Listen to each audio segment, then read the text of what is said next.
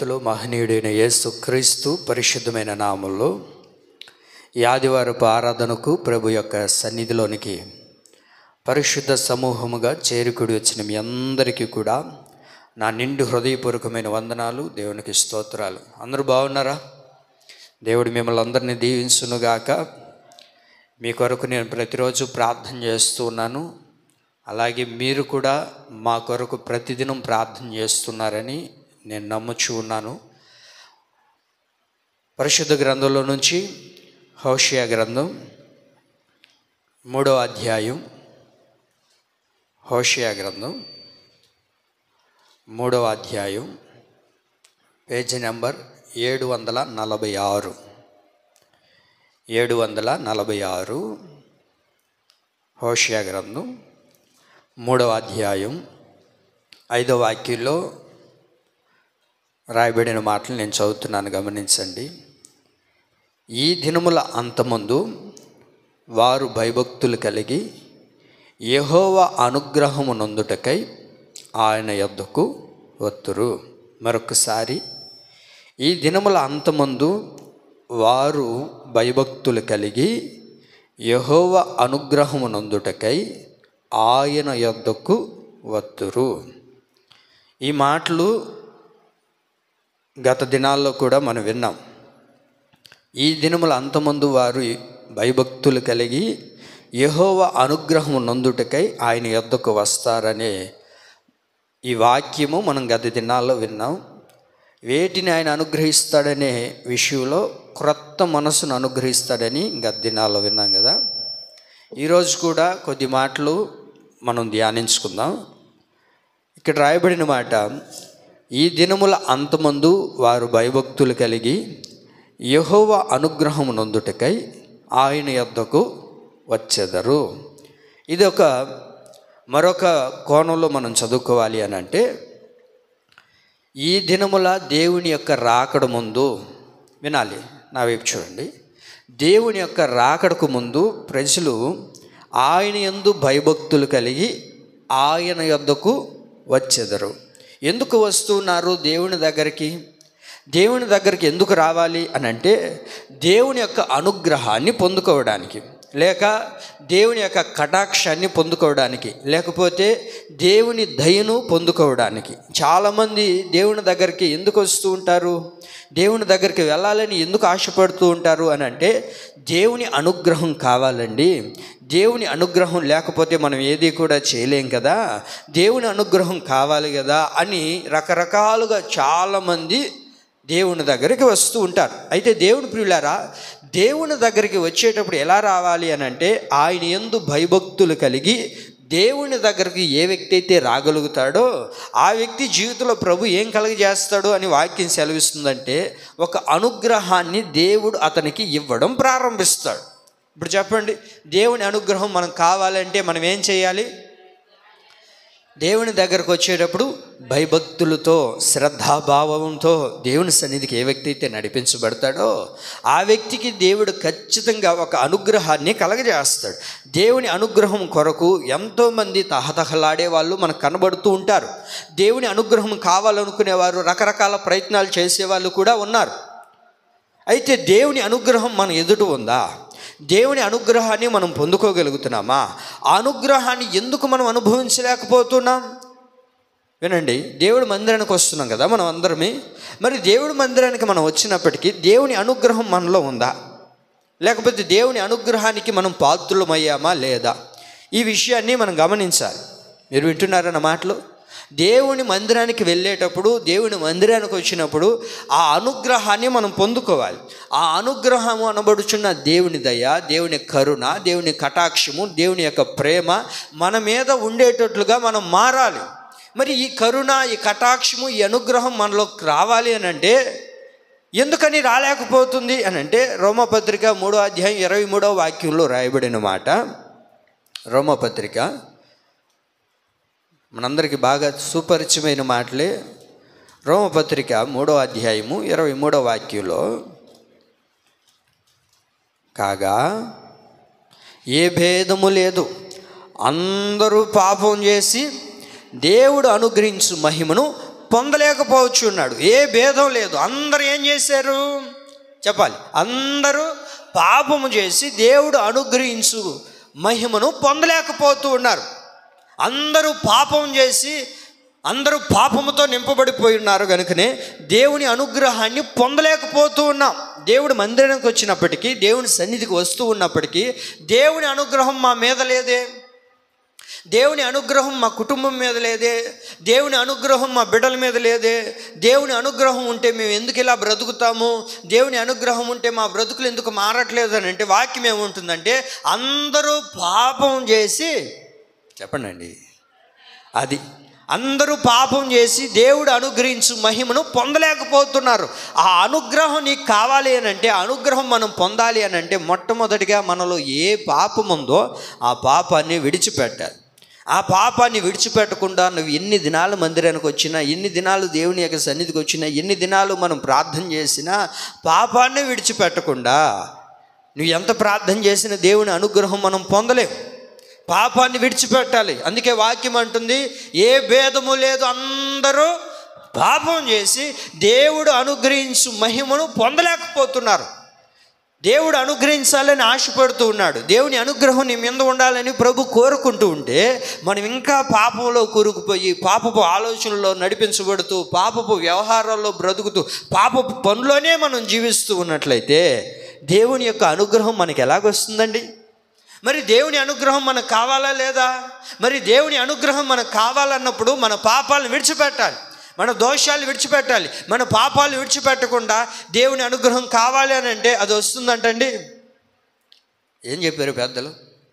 కష్టే ఫలి అన్నారు. కష్టపడితేనే కదా ఫలితం అనేది వస్తుంది. పాపాన్ని విడిచిపెడితేనే కదా అనుగ్రహం పొందుకోగలుగుతాము. పాపాన్ని విడిచిపెట్టకుండా నువ్వు ఎన్ని దినాలు దేవుని అనుగ్రహం పొందుకోవడానికి మందిరానికి వచ్చినా ఏ అనుగ్రహాన్ని మనం పొందుకోలేం. ఆ మధ్య ఒక ఆయన వచ్చాడు దేవుడి మందిరానికి.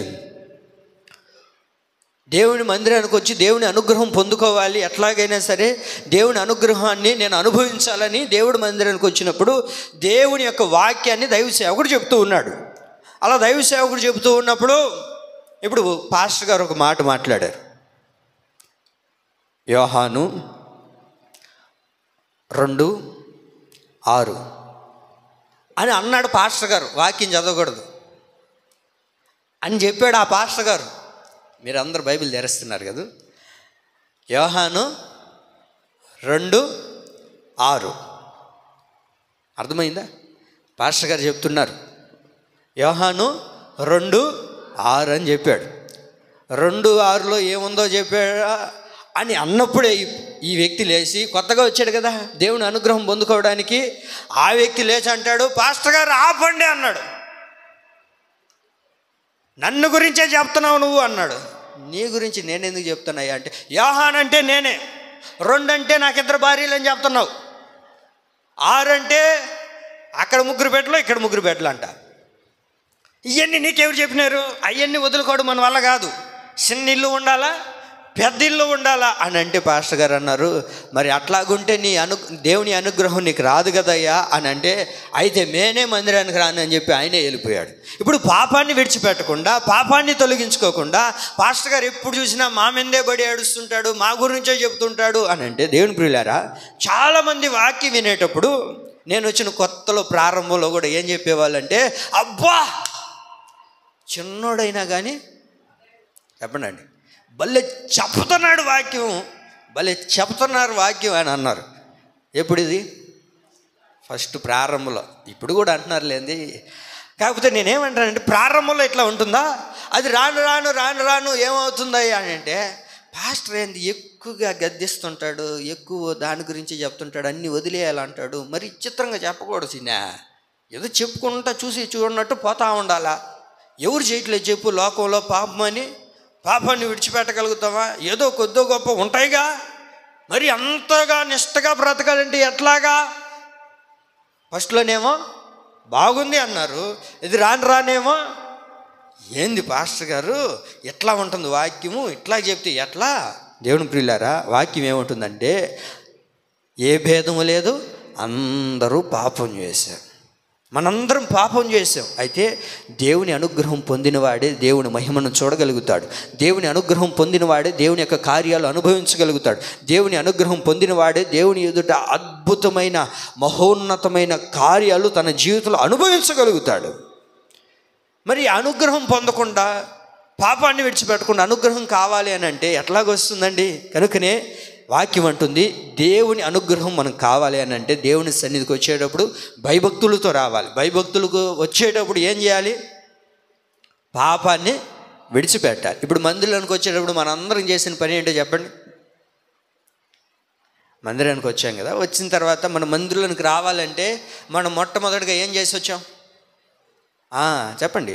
మీ చెప్పులు బయట వదిలేసి వచ్చారా లేదా వేసుకొని వచ్చారా? కొంతమంది వేసుకొని వచ్చారా? చూసుకోండి, కొంచెం ఎవరైనా వేసుకొచ్చి ఉంటారు చూడండి అండి. వేసుకొని రాలేదా? చూసారా? మరి మందిరంలోనికే చెప్పులు వేసుకొని రావట్లేదు. ఎందుకని? అవి ఎక్కడెక్కడో తిరుగుంటాయ్యా. పాడు వ్యవహారంలో తిరిగిన చెప్పులు అవి మంచివి కాదు, అవి చాలా చెడ్డవి, చాలా అపవిత్రమైన చోట్లకి వెళ్ళాయి. చెప్పులంతా ఎక్కడ ఉండాలి? బయటే ఉండాలి. మనలో ఉన్న పాపము ఎక్కడుండాలో తెలుసా? బయటే ఉండాలి. అది నీలోనికి రాకుండా చూసుకున్నప్పుడే దేవుని అనుగ్రహాన్ని మనం పొందుకోగలుగుతాం. ప్రియులారా, ఆ పాపాన్ని విడిచిపెట్టట్లేదు, ఆ పాపాన్ని వదలట్లేదు. ఆ పాపం ఏం చేస్తుంది అంటే కాలుకు చుట్టుకొని వదలలేకపోతుంది. ప్రియులారా, అందుకే పెద్దలు అన్నారు, కాలుకు చుట్టుకున్న పాము కరవకుండా పోతుందా? మన హృదయంలో ఏలుబడి చేస్తున్న పాపం మనల్ని నరకానికి తీసుకోకుండా వెళ్తుందా? ఖచ్చితంగా అది మనల్ని ఏదో ఒక రోజున మరణానికి పాత్రుడు చేస్తుంది. అందుకని ప్రభు అంటారు, ఆ పాపాన్ని మీరు విడిచిపెట్టండి. దేవుని అనుగ్రహాన్ని పొందుకోగలిగితే దేవుని మహిమను నువ్వు చూడగలుగుతావు, ఆ మహిమను నువ్వు అనుభవించగలుగుతావు. ఆ మహోన్నతమైన దేవుని యొక్క రెక్కల చాటును మనం దాచబడతామండి. మరి దేవుని అనుగ్రహం మనకు కావాలా లేదా? చెప్పాలి. కావాలా? మరి దేవుని అనుగ్రహం మనకు కావాలి అని అంటే, దేవుని అనుగ్రహం మనం పొందుకోవాలి అని అంటే మరొక వాక్యాన్ని చదువుతారు. 78వ కీర్తన 29వ వాక్యం. 78వ కీర్తన 28వ వాక్యాన్ని మనం చదవగలిగితే,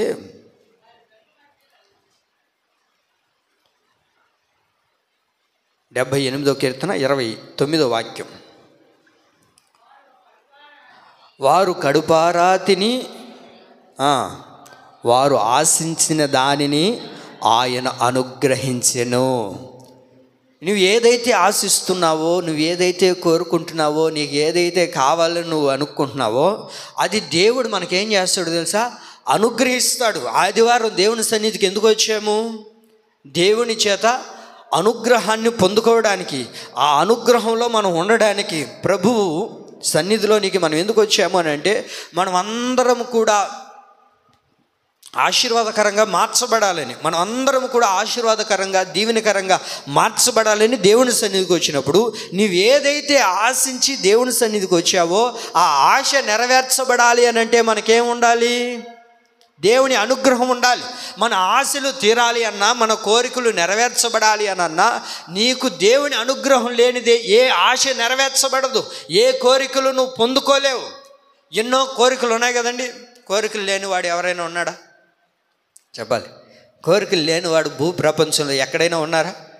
అందరికీ ఏదో ఒక కోరిక, అవునా కదండి. ఉన్నదానితో తృప్తి లేదు. ఏదో సాధించాలి, ఏదో తెచ్చిపెట్టుకోవాలి, ఏదో సమకూర్చుకోవాలి, మేడ మీద మేడ కట్టుకోవాలి, ఏదేదో చేయాలి. ఎన్నో ఆశలు, ఎన్నో కోరికలు. ఆశలకి హద్దులు లేవు. మరి ఇలాంటి ఆశలు నీ హృదయంలో ఏలుబడి చేస్తూ ఉన్నప్పుడు ఆ ఆశలు నెరవేర్చబడాలి అని అంటే దానికి కావాల్సింది ఏంటయ్యా అంటే దేవుని అనుగ్రహం ఉండాలి. అయ్యా, నేను ఎంత ఆశిస్తూ ఉన్నా, కొంతమంది చెప్తారు, ఎంత ప్రయత్నం చేస్తున్నా ఏం కావట్లేదని అంటే కలిసి రావట్లేదంట. ఏం రావట్లేదంట? చెప్పండి. ఏం రావట్లేదు?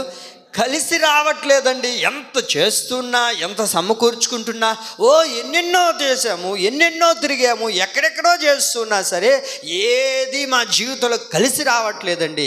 ఎంత కోరుకుంటున్నా కోరికలన్నీ నేలపాలైపోతున్నాయండి. ప్రియులారా, అలా అవ్వడానికి గల కారణం ఏంటంటే ఏది నీకు కలిసి రావట్లేదు.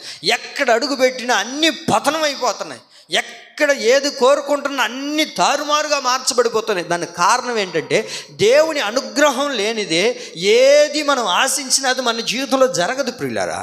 అందుకే వాక్యం అంటుంది, నువ్వు ఏదైతే ఆశిస్తున్నావో ఆ అనుగ్రహం నీకు కావాలి. కనుకనే మనలో ఏది ఉందో దాన్ని తొలగించుకోవాలి. చెప్పండి, ఇప్పుడు ఎవరికి ఏం కోరికలు ఉన్నాయి? సరే, మీరు ఈ మందిరం అయిపోయిన తర్వాత, ఆరాధన అయిపోయిన తర్వాత అందరూ ఒక పేపర్ తీసుకొని మీకు ఏమేమి కోరికలు ఉన్నాయో, మీరు పుట్టినప్పటి నుంచి ఇంకా తీరకుండా కొన్ని కోరికలు ఉంటాయి. ఆ మధ్య ఎవరో చనిపోయారంట. చనిపోయిన తర్వాత ఒక ఆమెను పట్టుకునింది. వింటున్నారా? ఒక ఆమెకి దయ్యం పట్టింది. దయ్యం పట్టిన తర్వాత మందిరానికి తీసుకొని వచ్చారు. మందిరానికి తీసుకొచ్చిన తర్వాత యేసు నామములో పోతావా పోవా అని అంటే, నేను బానా. ఏమంటుంది? నేను బానా అనింది. ఏయ్ పోతావా పోవా సైతాన్ అని అంటే, నేను బాను, నాకు ఇస్తేనే నేను పోతాను అంటుంది. నీకు ఇచ్చేదా? నా దగ్గర ఉంది, నీకు ఇచ్చేదానికి సైతాన్ పో అంటుంటే, ఆహా నేను బాను అనింది. ఆ దయ్యం ఏమంటుంది? నేను పోను అంటుంది. ఎందుకు బావు అంటే, నాది ఒకటి ఉంది అనింది. నీది ఒకటి ఉందా? ఏడుంది? ఎక్కడ పెట్టున్నావు అని అంటే, ఎక్కడో లేదు, ఆమె తల్ల ఉండే ఆ కుచ్చులు నాయే, ఆ సవరం నాదే అనింది.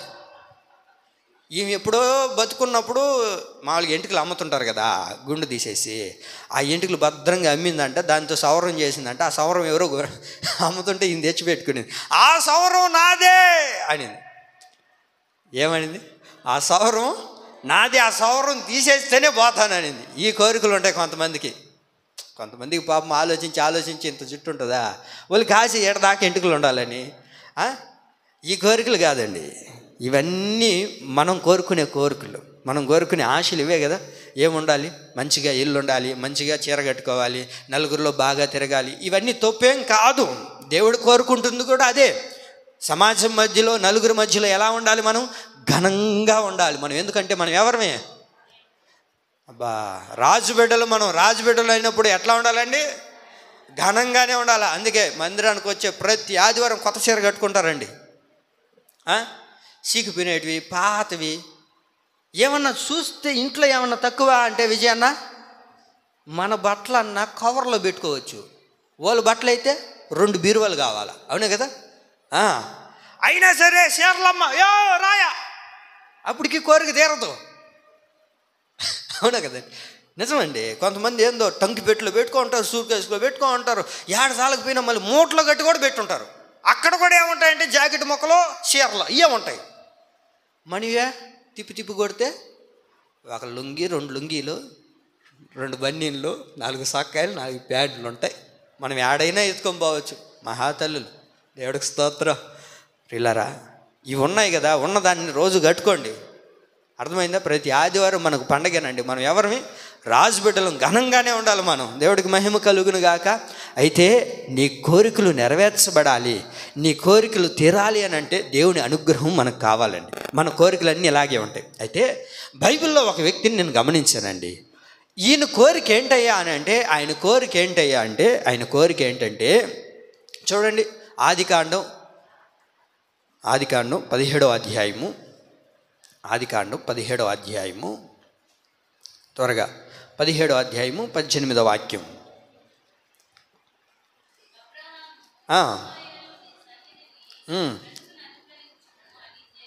అది అబ్రహాం ప్రార్థన చేస్తున్నాడు. ఏమని ప్రార్థన చేస్తున్నాడు అని అంటే, ఇష్మాయేలు కొరకు ప్రార్థన చేస్తున్నాడు. అయ్యా, ఇష్మాయేల్ని నీ సన్నిధిలో బ్రతికి ఉండేటట్లుగా అనుగ్రహించయ్యా. దేవుని అనుగ్రహం మనకు కావాలి. దేవుని అనుగ్రహం మనకు కావాలనుకున్నప్పుడు ఏమని అడుగుతాం? మన కోరికలు తీరాలని. ఆ అనుగ్రహం కోసం చాలామంది వస్తారు. అయితే అబ్రహాము ఏ అనుగ్రహాన్ని దేవుని సన్నిధిలో అడుగుతున్నాడు అని అంటే, తన బిడ్డ ఎప్పుడు కూడా దేవుని సన్నిధిలో ఉండాలని ఆశపడుతూ ఉన్నాడు. దేవుని ప్రియులారా, ఈ దినాన దేవుని సన్నిధికి వచ్చిన నీవు ఇంకా నీ బిడ్డలు ఎవరైనా రక్షించబడకుండా ఉన్నట్లయితే, ఇంకా నీ బిడ్డలు దేవుని సన్నిధిలోనికి రాకుండా దూరంగా బ్రతుకుతూ, ఇంకా లోకంలో బ్రతుకుతూ, లోకం తిరుగుతూ, లోక ఆశలతో బ్రతుకుతున్నారేమో, దేవుని రాకడ సమీపంగా ఉంది కనుకనే ఆ రాకడకు సమీపస్తులుగా మనము, మన కుటుంబము, మన భర్త, పిల్లలు అందరూ కూడా సమీపస్తులుగా మారాలని ఆ అనుగ్రహం కోసం దేవుని అడగాలి. అడగగలుగుతున్నామా? ఈ రోజున చాలామంది దేవుని మందిరానికి రాలేకపోతున్నారు, దేవుని సన్నిధిలో ఉండలేకపోతున్నారు. దేవుడు నిన్ను నన్ను ప్రేమించి ఆయన సన్నిధిలోనికి తీసుకొని వచ్చింది ఎందుకో తెలుసా? నీ కుటుంబాన్ని నీవు రక్షించుకుంటావని, నీ బిడ్డలు నీవు రక్షించుకుంటావని. మరి ఈ రోజున మన బిడ్డల కొరకు మనం రక్షించుకోగలుగుతున్నామా? చాలామంది ఏం చెప్తారో తెలుసా?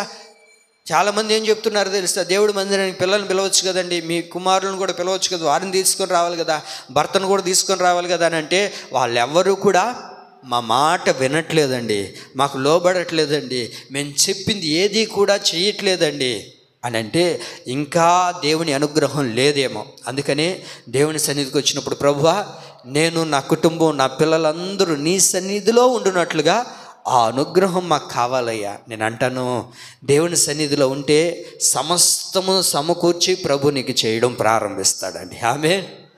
దేవుని సన్నిధిలో మనం ఉండాలి. దేవుని సన్నిధిలో ఉంటే సమస్తం ప్రభు నీకు ఇవ్వడం ప్రారంభిస్తాడు. దేవుడు నీకు ఏ అనుగ్రహం కలగజేయాలి అని అన్నా దేవుని సన్నిధిలో మనం ఉండడం ప్రారంభించాలండి. అర్థమవుతుందండి?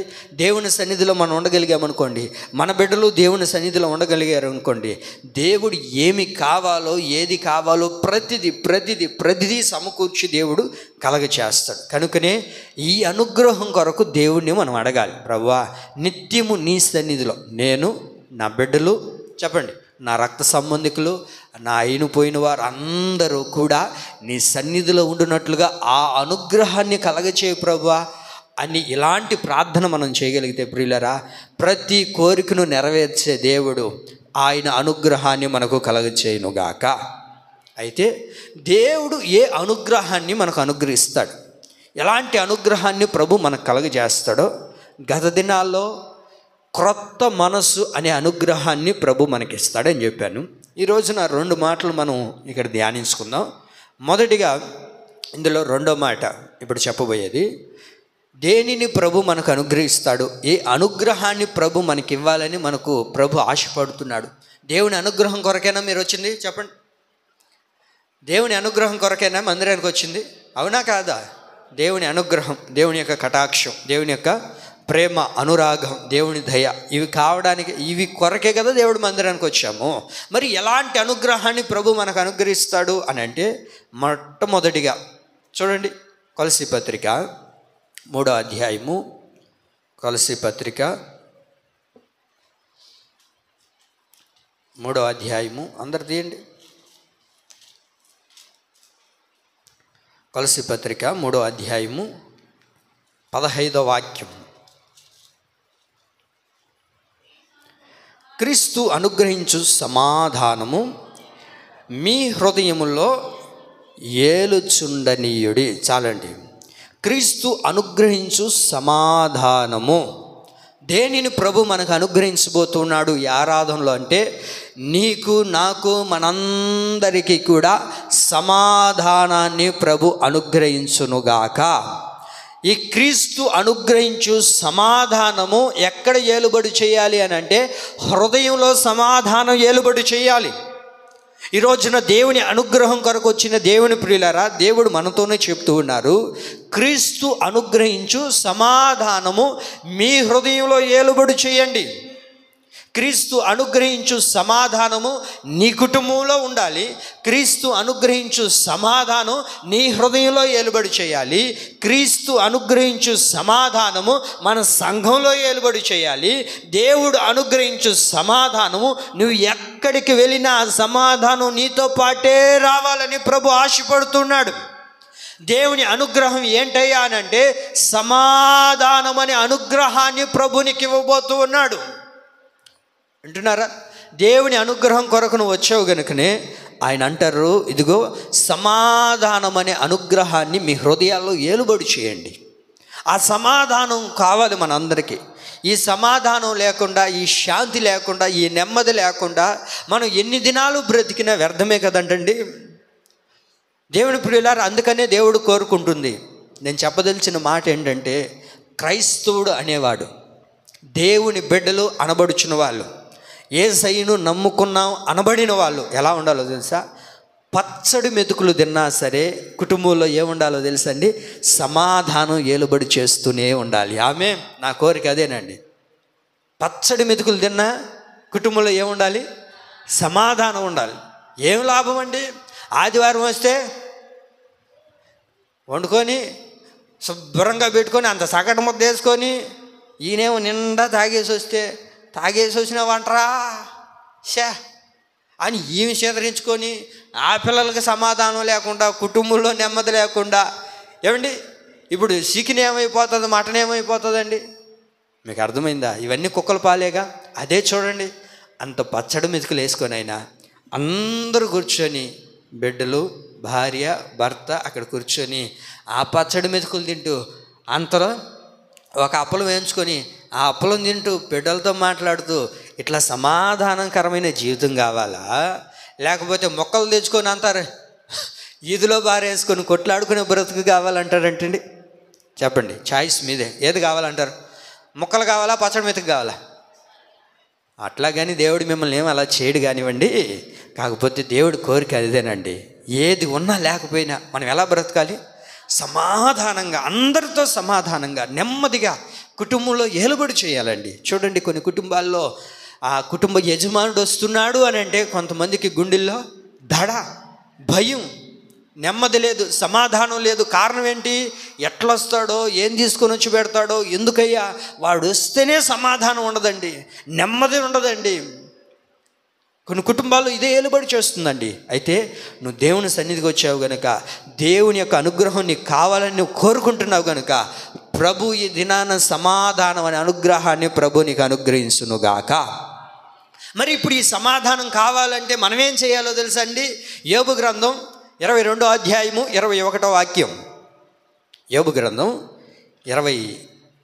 22వ అధ్యాయము 21వ వాక్యాన్ని చదవగలిగితే, ఈ సమాధానం మనకు కావాలంటే ఆయనతో సహవాసం చేసిన యెడల నీకు సమాధానము కలుగును.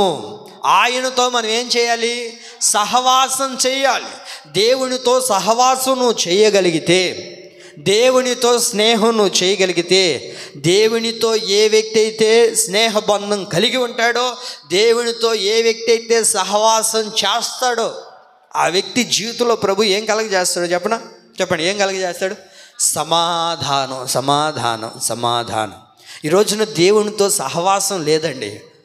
దేవునితో సహవాసం లేకపోకనే సమాధానాన్ని పోగొట్టుకుంటున్నాం. లోకంతో స్నేహం, బయట వారితో స్నేహం, ఎవరితో? అన్ని జనులతో స్నేహం. ఇలా స్నేహం చేయడాన్ని బట్టి నీ జీవితాన్ని పాడు చేస్తున్నారన్న విషయాన్ని నువ్వు అర్థం చేసుకోలేకపోతున్నావు. చూడండి, ఎవరైనా సరే దేవునితో స్నేహం చేయకుండా లోకంతో స్నేహం చేసే వాళ్ళు గమనించండి, బాగుపడతానరా, ఇదిగో ఇంట్లోకి పలాంది కావాలి, మీ చెల్లి ఫోన్ చేసింది, ఒక 200 ఉంటే ఇవా, ఏమన్నా తీసుకొని పోతాను ఇంటికి, ఈరోజు ఏం పని లేదు, పని ఏం దొరకలేదు, 200 ఉంటే రేపు ఇచ్చేస్తాను పనికి వెళ్ళిన తర్వాత అంటే ఇస్తాడా అన్నా? ఇస్తాడా అన్న? ఇస్తాడా? 200 అడిగామనుకోండి, ఇస్తాడా? ఇంట్లో కష్టంగా ఉంది, బిడ్డలు కూడా కొంచెం రేపు నేను ఇచ్చేస్తానంటే ఇస్తారంట అండి? ఇవ్వకపోగా అదే మరుసటి రోజు నువ్వు ఆ వ్యక్తితో ఏమండి లోకంలో ఉన్నవారితో కలిసి చూడు, నీ దగ్గర లేకపోయినా నీ కూర్చొని పెట్టి పోసి దాంట్లోకి నంచుకోవడానికి ఊరగాయి, ఇంకా మిచ్చిరి, చెప్పండి అండి, ఏం కావాలా? ఏదో మీకేం తెలుసా ఎన్ని ఇస్తాడా ఇవ్వడా? నీకు డబ్బులు లేదన్నా సరే తాగడానికి మాత్రం ఇస్తారు, అవునా కదండి? తాగడానికి మాత్రం, చెడిపోవడానికి మాత్రం ఇస్తారు. కానీ అదే మనం ఇంట్లో కావాలి లేకపోతే బాగుపడాలని మనం ₹1 అడిగాం అనుకోండి, ఎవరండి? అందుకనే కుటుంబాల్లో సమాధానం లేదు. నువ్వు తాగొచ్చావు అనుకోండి, లోక స్నేహం చేసి తాగొచ్చావు, ఇప్పుడు ఇంట్లో సమాధానం ఉంటుందా? ఉండదు. అదే దేవునితో నువ్వు సహవాసం చేయి, ఎప్పుడు చూసినా నీ కుటుంబంలో సమాధానం ఏలుబడి చేస్తుంది, అవునా కదంటండి? అవునా కదా? మనము ఒక ₹100 రా, జరంగా ఉంది, సూది వేయించుకోవాలంటే ఇస్తాడా? ఈడు. అదే ఓడు హీరో సినిమా రిలీజ్ అయిందనుకో, మనం అడగకపోయినా నేను పెడతారా నీకు టికెట్ అంటారా? ఖచ్చితంగా అంటాడు. బాగుపడడానికి ఎవడు కూడా మనకు ₹1 సహాయం చేయరు. అదే చెడిపోవడానికి మాత్రం సంసిద్ధంగా లోకం ఎప్పుడు ఎదురు చూస్తుంటుందండి. అందుకనే మనం ఎవరితో స్నేహం చేయాలో తెలుసా? దేవునితో సహవాసం చేసేవారిగా నీవు ఉండాలి. దేవునితో సహవాసం చేస్తే దేవుడు మనకేం కలుగజేస్తాడు? సమాధానాన్ని కలగజేయడం ప్రారంభిస్తాడు. సమాధానం, నెమ్మదిని ప్రభు నీకు ఇవ్వాలని ఆశపడుతూ ఉంటే మనం ఇంకా సమాధానాన్ని పొందుకోలేక, సమాధానం మన హృదయంలో ఏలుబడి చేయనీయకుండా మనమే ఇంకా లోకంతో స్నేహం చేస్తున్నాం. లోకంలో ఉన్నవారితో స్నేహం చేసి మన జీవితాన్ని చెడిపేసుకుంటూ ఉన్నాం. మనల్ని బాగుపరిచే వాళ్ళు లేకపోగా మనల్ని ఇంకా పాడు చేసే వాళ్ళే ఈ లోకంలో ఉన్నారండి. అందుకని దేవుని ప్రియులారా, మనం దేవునితో స్నేహం చేద్దాం. దేవునితో ఎప్పుడైతే నువ్వు సహవాసం చేయడం ప్రారంభిస్తావో, దేవునితో ఎప్పుడైతే సహవాసం చేస్తూ ఉంటామో, దేవుడు ఖచ్చితంగా నీకేం కలగజేస్తాడు? సమాధానాన్ని కలగజేస్తాడు. సమాధానాన్ని కలగజేస్తాడు. దేవుని ప్రియులారా, దేవునితో స్నేహం చేద్దాం. మరి ఈ సమాధానం నేను పొందుకోవాలంటే, ఈ సమాధానం మనం కలిగి ఉండాలంటే దేవునితో సహవాసం చేయాలి. ఆ తర్వాత మత్తయి సువార్త 10వ అధ్యాయము 13వ వాక్యాన్ని మనం గమనించగలిగితే, మత్తయి సువార్త 10:13 మనం గమనించగలిగితే, ఆ ఇల్లు యోగ్యమైనదైతే మీ సమాధానం దాని మీదకి వచ్చును, అది అయోగ్యమైనదైతే మీ సమాధానం మీకు తిరిగి వచ్చును.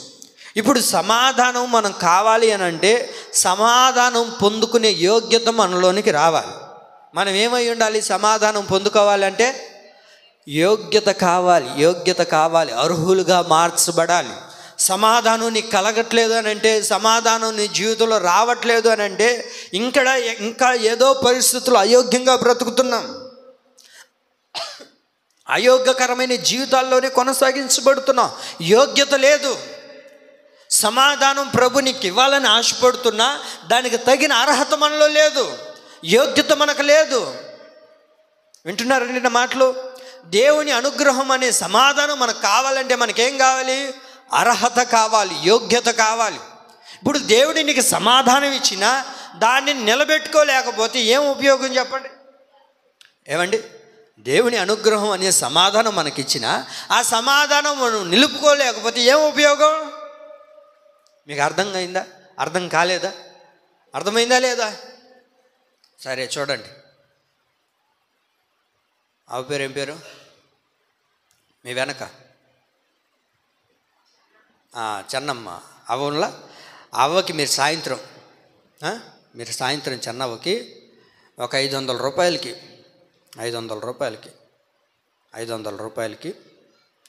గులాబ్ జాము, మైసూరుపాకు, జిలేబీ చుట్టలు, కోవా, వింటున్నారా? కోవా, ఇంకా 1/2 కేజీ కేకు, బాగా స్వీట్ ఉండాలి. ఇవన్నీ తీసుకొని వచ్చి ఒక 500 రూపాయలకి ఆమెను కూర్చొని పెట్టి ఆమె ముందు పెడితే తింటుందా? అడగండి. ఏమి మీరు 500కి కాదు 1000 రూపాయలకి తీసుకోండి, ఆ ముందు పెట్టినా అవి రకరకాలైనా సరే ఆమె తిందాం. ఎందుకని? అమ్మా, ఆమెకి యోగ్యత లేదు. మీకు అర్థమైందా? దాన్ని తినే యోగ్యత లేదయ్యా.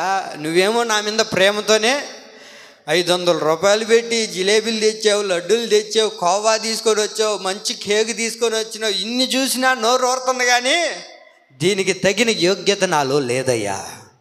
ఇప్పుడు మీకు అర్థమైందా? ఇప్పుడు అలాగనే దేవుడు కూడా నీకు సమాధానం ఇచ్చిన తర్వాత ఆ సమాధానం అనే యోగ్యత మనలో ఉండాలి. సమాధానం అనే అనుగ్రహాన్ని ప్రభు మనకి ఇస్తూ ఉన్నా మనమే దాన్ని ఏం చేసుకుంటున్నాం? చేతులారా పోగొట్టుకుంటున్నాం, పాడు చేసుకుంటున్నాం, దుర్వినియోగం చేసుకుంటున్నాం. అది మీకు ఇప్పుడు అర్థమైందా? దేవుడు మనకు సమాధానాన్ని ఇస్తున్నాడు. సమాధానం అనే అనుగ్రహాన్ని ప్రభు మనకి ఇస్తూ ఉన్నా దానికి తగిన యోగ్యత మనలో లేదు. దానికి తగిన యోగ్యత నీలో ఉండగలిగితే ఆ సమాధానం ఎల్లవేళలా నీ హృదయంలో ఏలుబడి చెయ్యనియాలనేదే దేవుని యొక్క కోరిక, ఆకాంక్ష ఉన్నదండి. అందుకే కదా ప్రభు అంటారు, సమాధానపరుచువారు ధన్యులు, వారు దేవుని కుమారులు అనబడతారు. మరి దేవుని బిడ్డలుగా మనం మారాలి, ఆయన బిడ్డలుగా మనం ఉండాలి అని అంటే మనలో ఏముండాలో తెలుసా? సమాధానం ఏలుబడి చేయాలి, సమాధానం ఉండాలి. నువ్వెక్కడ ఉన్నా సరే సమాధానాన్ని పంచే వ్యక్తిగా ఉండాలి. అదే సమయంలో నీ హృదయంలో కూడా ఏలుబడి చేయాలి, సమాధానం ఏలుబడి చేయాలి. అయ్యా, ఏమీ సమాధానం లేకపోతే, ఈ సమాధానం లేకపోతే అంత ప్రమోదమా? వినాలి మీరు బాగా. సమాధానం లేకపోతే అంత ఇబ్బందికరమైన పరిస్థితులు ఎదురవుతాయా అని అంటే మీకు కొన్ని విషయాలు నేను జ్ఞాపకం చేస్తాను. అవునో కాదో మీరే నిర్ణయించుకోండి. ఓకే, సమాధానాన్ని దేవుడు అనుగ్రహించబోతున్నాడు. సమాధానం అనుగ్రహించబడాలంటే దేవునితో సహవాసం చేయాలి. సమాధానం అనుగ్రహం మనం పొందుకోవాలంటే ఆ యోగ్యత మనలోనికి ఉండాలి. ఇప్పుడు ఆ సమాధానం మనం పొందుకోకపోతే మనకు జరిగేది ఏంటి? మనకేం కలుగుతుంది? సమాధానం లేకపోతే అంత ఇబ్బందికరమైన పరిస్థితులు అన్నీ బాగున్నాయి కదా అని చాలామంది అనుకుంటారు. అయితే సమాధానం లేకపోతే ఏం జరుగుతుందో బైబిల్లో మనం కొన్ని విషయాలు గమనిద్దాం. అలనాడు ఇశ్రాయేలు ప్రజలు, దేవుని యొక్క ప్రజలు బయటికి నడిపించబడిన తర్వాత ఐగుప్తులో నుంచి ప్రతి శత్రు సమూహాన్ని బయటకు దాటుకొని వచ్చారు. అద్భుతకరమైన జీవితాన్ని వాళ్ళు జీవిస్తూ ఉన్నప్పుడు ఇప్పుడు మిద్యానీయుల చేతికి వారు అప్పగించబడ్డారు. వినాలి మీరు బాగా. మిద్యానీయుల చేతులకి వారు అప్పగించబడినప్పుడు పొలంలో ఒక వ్యక్తి ఆలోచిస్తూ ఉన్నాడు, అరే మా పితరులు, మా తండ్రి, మా తాత వీళ్ళందరూ కూడా దేవుడి గురించి భలే చెప్పారే. ఐగుప్తులో నుంచి మనల్ని దేవుడు నడిపించాడు, శత్రువుల చేతిలో నుంచి దేవుడు విడిపించాడు, ఎర్ర సముద్రంలో నుంచి ప్రభు దాటించాడు, మన్నాను కురిపించాడు, కావాల్సిందల్లా కూడా ప్రభు ఇచ్చాడు, ఎన్నో గొప్ప కార్యాలు ప్రభు చేశాడని ఎన్ని గొప్ప కార్యాలు చెప్పారు కదా. అయితే మిద్యాను చేతుల నుంచి ఎవరు విడిపిస్తారని ఆలోచన చేస్తున్నాడు గిద్యోను. మీరు బాగా వినాలి. ఇలా ఆలోచన చేస్తూ ఇలా బాధపడుతూ ఉంటే దేవుడు ప్రత్యక్షమై గిద్యోనుతో మాట్లాడుతున్నాడు. గిద్యోను, ఇదిగో మిద్యానీయుల చేతిలో నుంచి నీ ప్రజలను కాపాడాల్సింది, వారి కొరకు యుద్ధం చేయాల్సింది నువ్వే. నువ్వు పరాక్రమం కలిగిన వ్యక్తివి, బలశౌరుడివి, కాబట్టి నేను నిన్ను ఎన్నుకుంటున్నాను అని అన్నప్పుడు ఆ గిద్యోను అంటాడు దేవుడితో, అయ్యా నేను అయోగ్యుణ్ణి, అభాగ్యుణ్ణి, నేను ఎందుకు పనికిరాని వాడిని, నా కుటుంబంలో నేను చాలా కనిష్ఠుడిని, చాలా చిన్నవాడిని, నేనెందుకు ఉపయోగపడుతానయ్యా, నన్నెందుకు ఎన్నుకుంటున్నావు అని అంటే, లేదు నేను నిన్నే ఎన్నుకుంటున్నాను అని దేవుడు మాట్లాడిన తర్వాత దేవునికి ఒక బలిపీఠం కడతాడు. ఆ బలిపీఠము దేవుడు దహించి దాన్ని దేవుడు అంగీకరిస్తాడు. ఇది అందరూ మనకు బాగా తెలిసిందే. ఆ తర్వాత ప్రభు మాట్లాడిన మంచి మాట మనకు అక్కడ కనబడుతుంది. న్యాయాధిపతుల గ్రంథం 6వ అధ్యాయము, న్యాయాధిపతుల గ్రంథం 6వ అధ్యాయము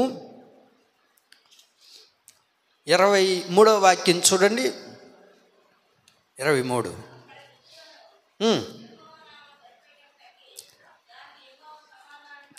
23 పైన, యెహోవా నీకు సమాధానం.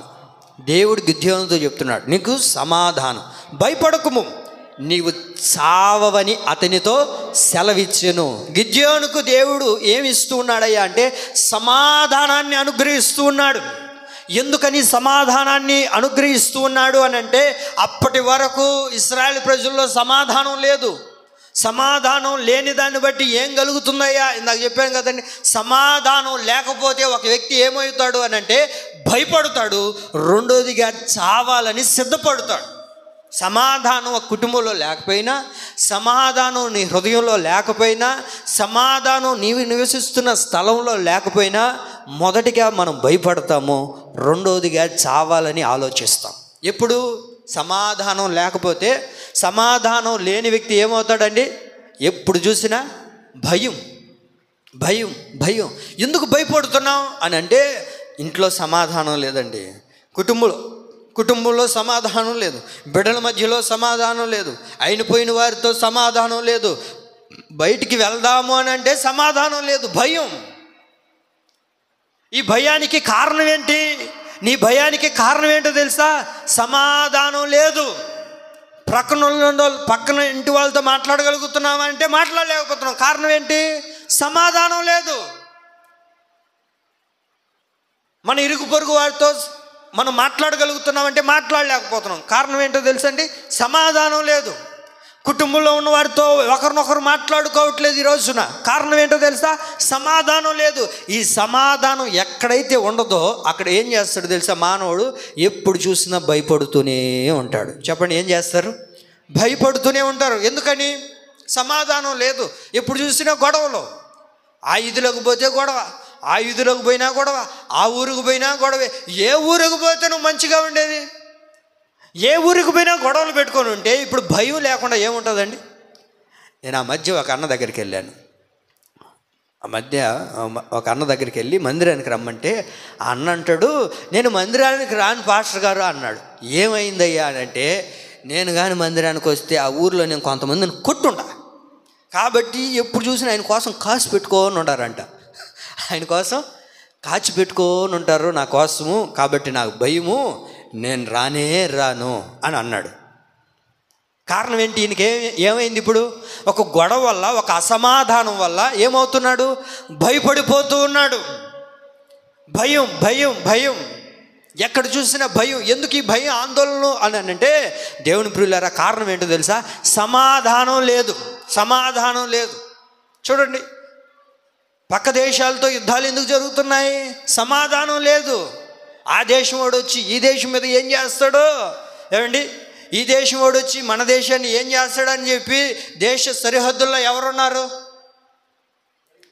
చెప్పండి? బాగా చెప్పారు. ఎవరున్నారు? సైన్యం ఉంది. ఎందుకు సైన్యం? సైన్యం ఎందుకు అమ్మా? కాపాడడానికి. ఓకే, ఎందుకు కాపాడాలి? ఇప్పుడు ఒక ఊర్లో ఒక గుర్రకాన్ని పెట్టుకుంటాం. ఎందుకు పెట్టుకుంటాం గుర్రకాన్ని?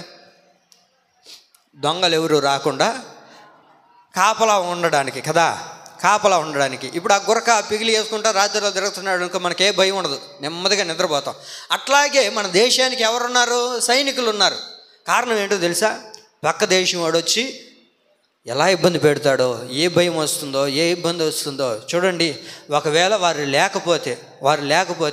లేకపోతే ఎప్పుడు ఏం జరుగుతుందో అని చెప్పి అందరూ కూడా ప్రాణాన్ని గుప్పిట్లో బ్రతికే వాళ్ళు కూడా చాలామంది ఉన్నారు. అయితే దేవుని ప్రియులారా, నా దేవుడు ఎవరో తెలుసా? అందరితో సమాధానం అనుగ్రహించాలన్నదే దేవుని యొక్క కోరిక. ఆమేన్.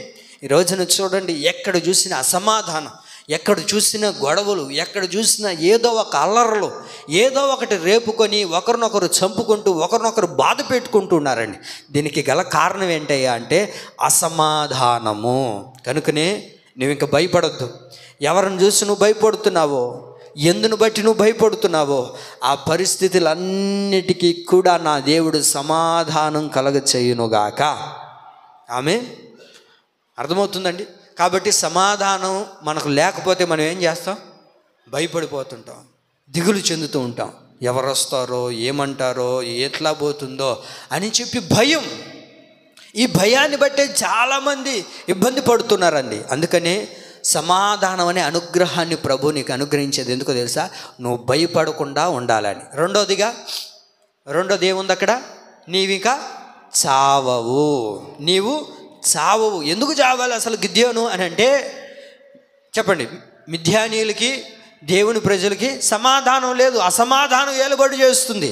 ఇప్పుడు ఒక కుటుంబంలో సమాధానం లేకపోతే ఏమవుతారో తెలుసా అండి? చావ సిద్ధమవుతారు. ఎప్పుడు చూసినా కుటుంబంలో అల్లర్లు రేగుతూ, గొడవలు పడుతూ, ఇబ్బందులు కలుగుతూ ఉంటే ఎవరైనా నెమ్మదిగా ఉండగలుగుతారంటండి? ఆ మధ్య ఏమండి ఎందుకు ఉరేసుకొని చనిపోయిందండి అక్క? అంత మంచిగా ఉండేది కదా, ఎందుకు ఉరేసుకొని చనిపోయింది? కారణం ఏంటి అని అంటే కుటుంబంలో ఎప్పుడు చూసినా ఏదో ఒక గొడవ అండి. కుటుంబంలో ఎప్పుడు చూసినా గొడవలు. కొంతమంది చూడండి, కొంతమంది ఏం మాట్లాడతారు తెలుసా? ఈ గొడవలు ఎందుకు, నేను చచ్చిపోతే బాగున్నా. ఏంటంట? చావు పరిష్కారమా? చెప్పండి. చావా పరిష్కారము అండి? ఒకరినొకరు సమాధానం పరుచుకోక చావాలని ఎదురు చూస్తూ ఉంటారు. నాకు చావు రావాలి, నాకు చావు రావాలి, నాకు చావు రావాలని కోరుకునే వాళ్ళు చాలామంది ఉంటారు. దేవుని ప్రియులారా, ఎప్పుడు చావుతో చెలగాటం ఆడకూడదు. కొంతమంది చూడండి, ఈ సమాధానం లేని పరిస్థితులను బట్టి కొంతమంది ఏం చేస్తారో తెలుసా? ఇంట్లో ఉన్న వారిని బెదిరిస్తూ ఉంటారు. ఏం చేస్తుంటారు? ఇంట్లో ఉన్న వారిని బెదిరిస్తూ ఉంటారు, భయపెడుతూ ఉంటారు. ఎందుకు భయపెడతారు చెప్పండి? సమాధానం లేక ఇంట్లో వాళ్ళు ఎవరైనా తాగేసి వచ్చో లేకపోతే ఏదైనా గొడవలు వచ్చి ఊరికినే గొడవలు తీసుకొని వస్తూ ఉన్నారు అనుకోండి, భయపెట్టాలని చెప్పి తలుపుకి వేసుకొని ఏం చేస్తారు? ఉరేసుకోవాలని చూస్తుంటారు. కొంతమంది చూడండి, చావు దగ్గరికి వెళ్ళాలనుకుని చచ్చిపోతాం బెదిరిద్దాం అనుకొని వెళ్తారు. నాకు తెలిసిన ఒక ఆయన ఉన్నాడు, ఒక పెద్ద ఆయన. ఏమండి, అది చిన్న పాక, పూరిపాక. ఊరికే బెదిరిద్దాంలే, తమాషకి బెదిరిద్దాము అని చెప్పి కొడుకుని దండించలేక వాడిని భయపెడితేనన్నా సద్దు మనుగుతాడు, ఈ గొడవలు తట్టుకోలేకపోతున్నానని చెప్పి పూరిపాక. అది పెద్ద తాడు కూడా ఏం కాదు, ఇంతే ఉంటుంది, ఇంతే తాడు. ఇప్పుడు ఎంతండి పురుగు గుడిసె, దానికి వేసుకొని ఏదో భయపెడదాం అనుకున్నాడు, ఊరికి ఎంత ఇట్లా ఇట్లా అంటే దిగిపోతాడు, అంతే హైటు. అట్లా వేసుకొని భయపెడదామని నేను ఏ వేసుకుంటున్నా అంటున్నాడు. వేసుకున్నాడు, చచ్చిపోయినాడు. ఏం లేదు, పెద్ద హైట్ కూడా లేదు, అర్ర ఇంచే చచ్చిపోయాడు. కారణం ఏంటి? ఎందుకు చావ సిద్ధమయ్యాడు అని అంటే సమాధానం లేదు. ఎందుకని చావాలని వెళ్ళాడు అని అంటే సమాధానం లేదు. గొడవలను బట్టి చావాలనుకుంటున్నారు, భయపెట్టి వారిని ఏదో సమాధానం పరుచుకోవాలని అనుకుంటున్నారు. కానీ నా దేవుని ప్రియులారా, అట్లా రాదండి. దేవుడు అనుగ్రహిస్తే తప్ప సమాధానం ఎక్కడ రాదండి. కనుకనే దేవుడు అంటారు, సమాధానాన్ని నేను మీకు మీ హృదయాలకి అనుగ్రహించబోతూ ఉన్నాను. ఆమె ఇప్పుడు సమాధానం కావాలి అని అనుకుంటున్నావా లేదా చెప్పండి? సమాధానం కావాలండి. సమాధానం లేకపోతేనే ఎప్పుడు చూసినా భయపడిపోతూ ఉంటాం. సమాధానం లేకపోతేనే ఎప్పుడు చూసినా చావాలి. ఈ సైతాన్ గాడు ప్రేరేపిస్తూ ఉంటాడు సమాధానం లేని దాన్ని బట్టి కదా. సమాధానం లేకపోతే ఏమైనా ఆలోచిస్తాం చెప్పండి అక్క? ఏమైనా ఆలోచిద్దాం? సమాధానం లేకపోతే, కుటుంబంలో సమాధానం లేకపోతే, తల్లిదండ్రులతో సమాధానం లేకపోతే ఏం చేస్తామా? చచ్చిపోవాలి. ఎందుకు ఈ బ్రతుకు? ఎక్కడ సమాధానం? బిడ్డలతో చూస్తేనేమో నెమ్మది లేదు, అటు భర్తతో చూస్తేనేమో నెమ్మది లేదు, ఇటు అయిపోయిన వారితో చూస్తేనేమో నెమ్మది లేదు. ఎందుకు? చస్తే బాగున్ను అని అనుకునే వాళ్ళు చాలామంది ఉన్నారండి. అయితే ఈ దినాన్న దేవుని సన్నిధికి వచ్చి ఒకవేళ సమాధానాన్ని పోగొట్టుకొని బ్రతుకుతూ ఉన్నట్లయితే, నా మంచి దేవుడైన యేసుక్రీస్తు ప్రభులు వారు మనందరికీ సమాధానాన్ని ప్రభు కలగచేయునుగాక. చాలామంది ఆశీర్వాదకరంగా బ్రతకాలనుకుంటారు. అసలు ఆశీర్వాదం అంటే ఏంటో తెలుసా మీకు? 29వ కీర్తన 11వ వాక్యం. 29వ కీర్తన 11వ వాక్యం.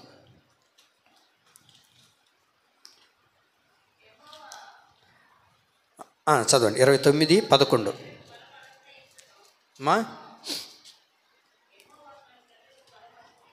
యెహోవా తన ప్రజలకు బలము అనుగ్రహించును,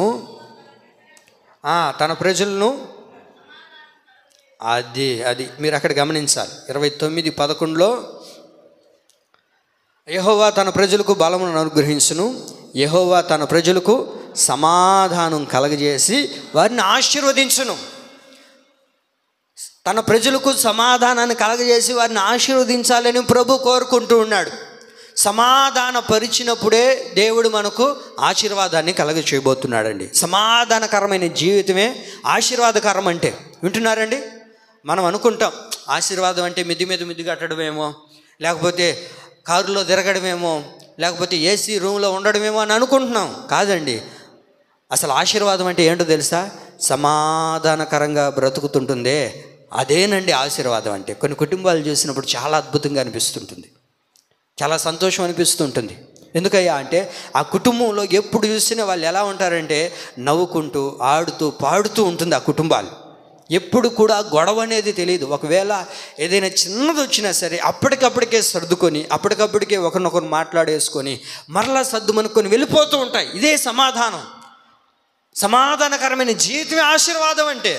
మన వాళ్ళకి ఆశీర్వాదం అంటే ఏదేదో అనుకుంటుంటారు. అసలు ఆశీర్వాదం అంటేనే ఏంటో తెలుసా అండి? సమాధానకరమైన జీవితము. మరి ఆశీర్వదించబడిన వాళ్ళు చాలామంది ఉన్నారండి లోకంలో. ఉన్నారా లేదా? ముఖేష్ అంబానీ ఆశీర్వదించబడిన వ్యక్తే కాదా? చెప్పండి అండి. లోకపరంగా ఆశీర్వాదకరమైన వ్యక్తే కదా, ఎందుకంటే కోట్లకు అధిపతి.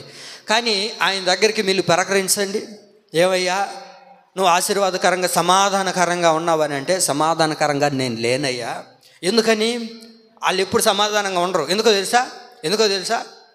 ఎందుకు చెప్పండి? ఎందుకు ఉండరు అని అంటే, వీడు ఎదుగుతుంటే ఏమండి, వీడు కొంచెం డౌన్ అయ్యాడు అనుకోండి, ఇప్పుడు బిఎస్ఎన్ఎల్లో ఎదుగుతాడేమో, బిఎస్ఎన్ఎల్లో ఎదిగిపోతాడేమో, ఎయిర్టెల్లో ఎదిగిపోతాడేమో, ఐడియా వాడు ఎదిగిపోతాడేమో అని ఈ ఆలోచనలోనే ఉంటాడే. కానీ వాడికి సమాధానం ఎక్కడ ఉంటుంది చెప్పండి? వాడి ఆలోచన అంతా దేని మీద? డబ్బు మీద. సమాధానం ఇప్పుడు ఉంటుందంటారా? చెప్పండి అండి. మనం అనుకుంటాం అబ్బా ముఖేష్ అంబానీ లాగుంటే బాగున్నే, వాళ్ళ కొడుకు లాగుంటే బాగున్నే. ఏమండి, అందరూ ఇదే కదా ఆలోచిస్తుంటారు కొంతమంది. ఏమండి, నా దేవుని ప్రియులారా, అక్కడ ఉండదండి సమాధానం, అక్కడ కలగదు. ఆయన అడిగితే మరలా ఏం చెప్తాడో తెలుసా? నాకెక్కడయ్యా సమాధానం, ఎప్పుడు చూసినా నేను భయపడుతున్నాను. ఎందుకో తెలుసా? నా కొడుకు ఎప్పుడు చనిపోతాడో తెలియని పరిస్థితుల్లో నేను బ్రతుకుతున్నాను. సమాధానం లేదు. నా దేవుని ప్రియులారా, మనకు ఉన్నా లేకపోయినా కుటుంబంలో నీవు, నీ భార్య, నీ బిడ్డలు ఐక్యతతో నవ్వుకుంటూ ఉంటారే, అదే సమాధానకరమైన జీవితం. హల్లెలూయా.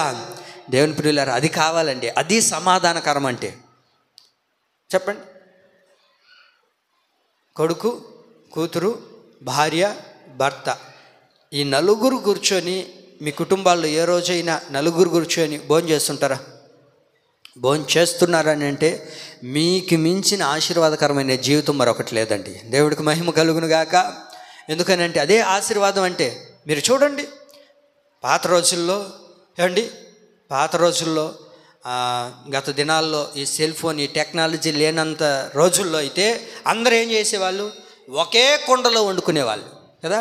ఒకే కుండలో వండుకొని అందరూ అరుగు మీద కూర్చొని అందరూ ఎంత చక్కగా తినేవాళ్ళు. కానీ ఈ రోజుల్లో తినగలుగుతున్నామా? తింటున్నారా? లేదు. ఆయన ఎప్పుడో వస్తాడు, ఆయన కోసం ఎవడు చూస్తాడా అని చెప్పి ఎక్క తినేస్తుంది. వీళ్ళిద్దరి కోసం ఎప్పుడు ఎదురు చూస్తామో అని చెప్పి వాళ్ళకి ఆకలేస్తే వాళ్ళు వేసుకొని తింటున్నారు. ఏమ్మా మీ కొడుకు వచ్చాడా అంటే, ఓడు ఎప్పుడో 11-12కి వస్తాడయ్యా, ఓడితో మాకేం పని అని చెప్తారు. ఈడెప్పుడో 11-12కి వచ్చి ఈడు వేసుకొని తింటాడు. అర్థమైందా? అవునా కదా? ఇదే కదా, అంతే కదక్క? అంతేనంటుంది చూడు అక్క. సమాధానకరమైన జీవితం ఏంటంటే అందరు కూర్చొని చక్కగా ప్రార్థన చేసుకొని చక్కగా తింటారే, అది సమాధానకరమైన జీవితం. హల్లెలూయా. నా దేవుని ప్రియులారా, అలాంటి అనుగ్రహించాలని యేసుక్రీస్తు ప్రభువు వారి ఈ లోకానికి మన కొరకు దిగివచ్చాడండి. ఆ అనుగ్రహం కావాలి, ఆ సమాధానం కావాలి. కొంతమంది కూర్చుంటున్నారు, తింటున్నారు, కానీ ఏం తింటున్నారో కూడా తెలియట్లే. ఏంటి?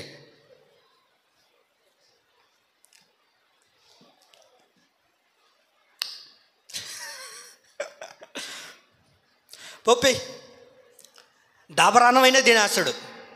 ఎందుకని అమ్మా చెప్పండి అండి.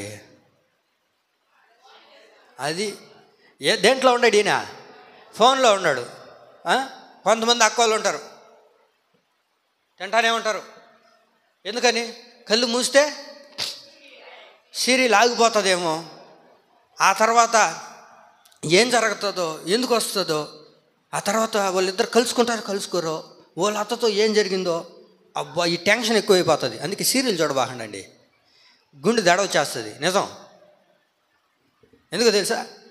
టెన్షను అట్టొస్తూ ఉంటాడు, అదిగొద్దు ఆడొస్తూ ఉంటాడు, అత్త ఎక్కడి నుంచి వస్తూ ఉంటుంది, ఆ వ్యక్తులకి ఇద్దరు గొడవ. అప్పుడే మీ టూత్పేస్ట్లో ఉప్పు ఉందా?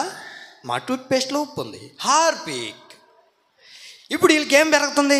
టెన్షన్. వాళ్ళిద్దరు కలవరా, ఏం జరుగుతుందో, ఇప్పుడు ఆ విషయం బయటపడిపోతుందో, ఏందబ్బా యాడ్ వేసినాడు, ఇప్పుడు ఏం జరుగుతుంటుంది? అంత గుండెల్లో అంత దడే. అందుకే సీరియల్ చూడబాకండి, ఆపేయండి. ఏమండి? దీనివల్ల మీకు ఏమైనా ఉపయోగమా? చెప్పండి అండి. ఏమన్నా ఆశీర్వాదమా? కాదు. అందుకనే నేను చెప్పదలసిన మాట ఏంటంటే, మీరు ఏం తింటున్నారో మీకు తెలియాలి. మీరేం తింటున్నారో తినేటప్పుడు ఆస్వాదిస్తూ తినండి. అంత అన్నం వేసుకున్నా ఏం తింటున్నా మాకు తెలియాలా? ఈరోజు నాకు తెలియట్లేదు, అందుకని ఒంటి పట్టట్లే. ఎంత తింటున్నా సరే ఎట్టబోతుందో, దబరలు మాత్రం లేపేస్తున్నాం, కానీ ఇంకా ఎట్టున్నాము అట్టేమంటున్నాం. ఎంత తింటున్నా ఆదివారం వస్తే 1000 రూపాయలు లేచిపోతుండే, అయినా బలం లేదే. ఏమక ఎక్కడ వస్తుంది బలం చెప్పు? నువ్వేం తింటున్నావు కూడా తెలియట్లేదే కదండి. నా దేవుని ప్రియులారా, నీవు నీ కుటుంబం సమాధానకరంగా బ్రతకాలన్నదే దేవుడి యొక్క కోరిక, అది దేవుని యొక్క ఆశ. కాబట్టి మనం అందరం కూడా సమాధానకరమైన జీవితాన్ని అనుభవించాలి. అలాంటి ఆశీర్వాదాన్ని ప్రభు అనుగ్రహించునుగాక. మీకు ఒక 2 విషయాలు ఇక్కడ నేను మీకు జ్ఞాపకం చేస్తాను. ఎవరికి సమాధానం ఉండదో 2 విషయాలు చెప్తా. ఎవరికి సమాధానం ఉండదో చెప్తా. చూడండి, సమాధానం లేకపోతే ఏం జరుగుతుంది? భయపడతాము, చావ సిద్ధమవుతాం. కాబట్టి మనందరం సమాధానకరమైన జీవితంతో జీవించాలి. అసలు సమాధానం ఎవరికి ఉండదు చెప్పండి? మీ అందరికి సమాధానం ఉందా లేదా చెప్పండి అండి. 2 విషయాలు చెప్తా. సమాధానం ఉందా లేదా? 2 విషయాలు ఉన్నాయి. కానివ్వండి, టైం అవుతుంది. చెప్పండి అమ్మా. సమాధానం ఉంది అన్నోళ్ళు హల్లెలూయా చెప్పండి. సమాధానం లేదు అన్నోళ్ళు హల్లెలూయా చెప్పండి. ఎవరు హల్లెలూయా అన్నారు? సరే, ఎవరికి సమాధానం ఉండదో తెలుసా? ఏమండి, ఎవరైతే పాపములో ఉంటారో వారికి సమాధానం ఉండదు. చెప్పండి, ఎవరికి సమాధానం ఉండదు? పాపములో ఉన్నవాడికి సమాధానం ఉండదు. ఎందుకని? ఎక్కడ ఈ పాపం బయటపడిపోతుందో, ఎక్కడ ఈ పాపం తెలిసిపోతుందో, ఎక్కడ నేను చేస్తున్న అతిక్రమం ఎవరైనా చూస్తారేమో. ఏమండి, పాపంలో ఉన్నవాడికి సమాధానం ఉండదు. ఉంటుందా? పాపంలో ఉన్నవాడు ఏం చేస్తాడు? ఎక్కడా తెలిసిపోతుందో అని చెప్పి ఏమండి దానిని దాచిపెట్టుకుంటూ భయపడిపోతుంటాడు. ఇప్పుడు పాపంలో ఉన్నవాడికి సమాధానం ఉంటుందా? ఉండదు. అవునా కదండి? పాపంలో ఉన్నవాడికి సమాధానం ఉంటుందా? చెప్పండి. ఏ పాపంలో ఉన్నారు? ఈ రోజున లోకం పాపంతోనే నింపబడిపోయి ఉందండి. లోకం పాపంలోనే కొనసాగించబడుతుంది. లోకం అంతా ఏడుబడి చేస్తున్నాయి అంటే పాపం. ఆలోచనలో పాపం, మాటలో పాపం, నడకలో పాపం, పడకలో పాపం, ప్రతి తీరులో అణువణువున పాపం ఏలుబడి చేస్తుంది. ఆ పాపాన్ని బట్టే సమాధానం లేదు ఈ రోజున. చూడండి, సమాధానం లేకుండా పోవడానికి కారణం ఏంటయ్యా అంటే మనం చేస్తున్న పాపమే. ఎవరికి పాపం, ఎవరికి సమాధానం ఉండదంటే ఎవరైతే పాపములో ఉంటారో వారికి సమాధానం ఉండదు. నా యేసయ్య ఒక ఇంట్లో కూర్చున్నప్పుడు ఒక స్త్రీ యేసయ్య దగ్గరకు వస్తుంది. యేసయ్య దగ్గరకు వచ్చిన తర్వాత అండి అత్తరును పోసి ఎంటుకలతో తుడిచి తన పాపాలన్నిటిని ఒప్పుకుంటున్నప్పుడు దేవుడు పలికిన ఒక మాట ఏంటయ్యా అంటే లూకాసు వార్త 7వ అధ్యాయము 50వ వాక్యంలో చదవండి. లూకాసు వార్త 7:50.